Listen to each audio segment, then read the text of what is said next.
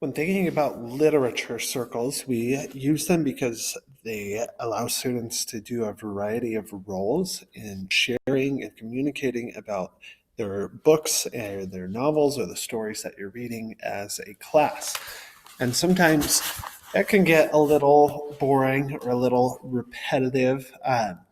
But what if there's a way that we can increase that sharing, allow students to take more ownership of it, and have it be something that's more of a collaborative process? So, one thing that you could do if you're thinking about the illustrator of the chapter or the section that was read, instead of just having them draw a drawing and then share it with the class or their little group, consider using a shared slide deck where they can take a picture of their text that they're drawing from. And I might even say to crop this a little bit more and maybe make it a little bit bigger. We could always zoom in if needed. But we have the text that the picture is referring to right here, and then the image itself. And so I'm able to look at this, and obviously I'm not fitting it nice and neat, but I could see what this student drew based on this passage.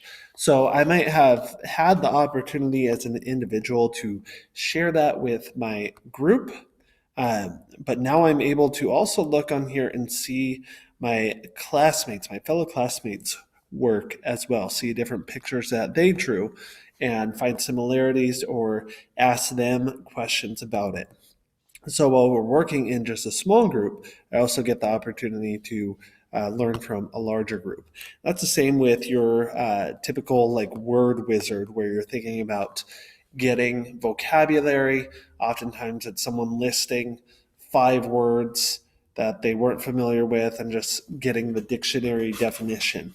But we could take this a step further by using the Frere model, where we have the student comes up with a unfamiliar word in the middle and does that deep dive of, all right, here's the definition, here's me using it in a sentence, here are some examples or non-examples or antonyms of that, and here are some examples and illustrations.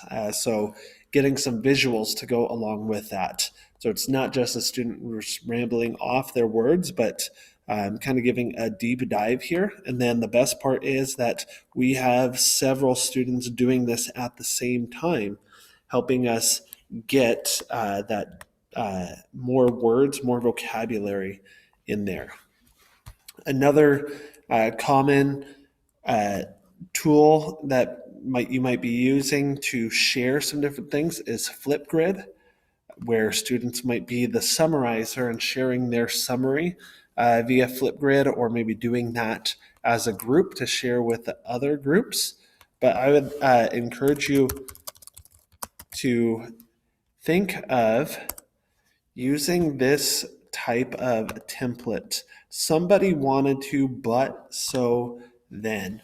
I'm just gonna pull out an image here to demonstrate that, but this could be some graphic organizer that you give as well. But when you're thinking about it, somebody, so who is kind of the main character in this section, wanted, okay, what are they trying to do here? But what's the problem, or what's the conflict, or what prevented them from doing that? So how does the character try to solve the problem? What does the character do in this chapter because of that? And then how does the story end, or how does this section end, or what is the consequence of this action? And sometimes giving your students uh, kind of like a guide like this, filling out these prompts, can help them find and focus their summaries a bit more instead of adding in unimportant details.